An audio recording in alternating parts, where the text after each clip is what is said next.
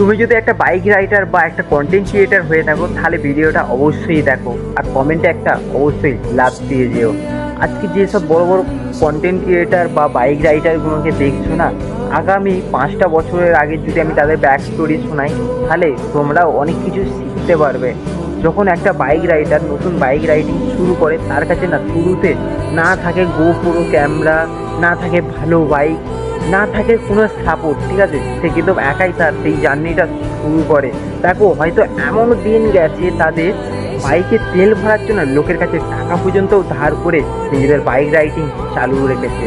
দেখো হয়তো ভিডিওতে ভিউজ কমও এসছে তাদের, ঠিক আছে, কিন্তু তারপরেও দেখো ভেঙে পড়েনি, তারপরেও চালিয়ে গেছে। কিন্তু আজকে সেই দিনটা চালিয়ে গেছে বলেই না কিন্তু আজকে তারা বড় কন্টেন্ট ক্রিয়েটার আর বড় বড় রাইটার হতে পেরেছে। তাদের কাছে ZX10 KTM আজকে কি নেই বলো তাদের কাছে।